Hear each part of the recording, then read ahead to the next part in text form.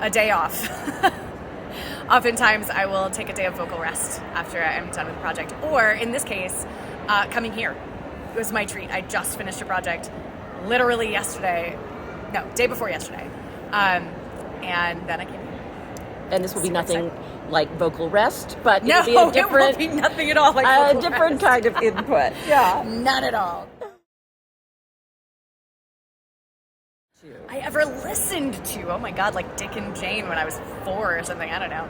I used to listen to books on tape, actual cassette tape. Really real cassette tape when I was a kiddo. Well, I mean, from like, turn the page now, you know, whoosh, like that kind of stuff. Getting into the studio on time. Like just getting motivated, sticking to my due diligence, getting into this, because once I get in there and I'm like in with the characters and I'm like having, you know, like doing the creative process that I love so much, and I'm just like, oh, this is great, I love this.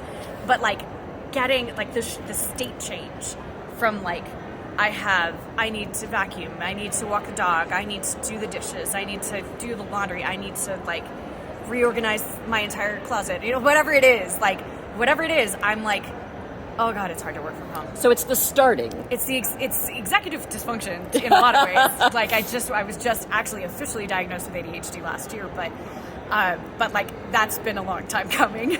Like that's been a very obvious thing in my mental makeup for quite some time.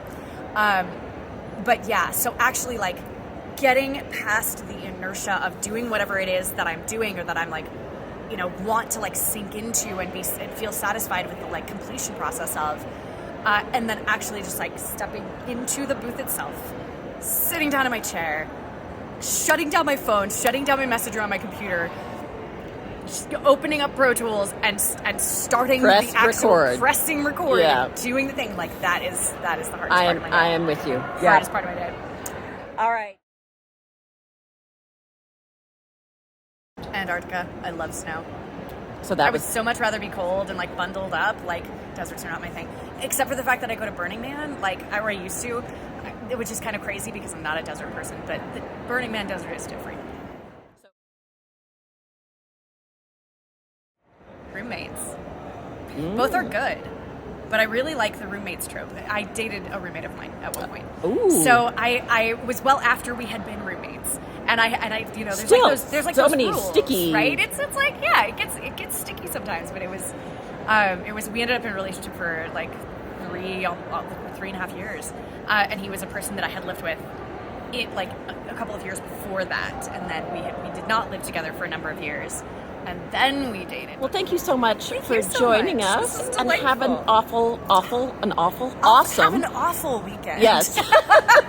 I hope it's truly disgusting and absolutely terrible. Yeah.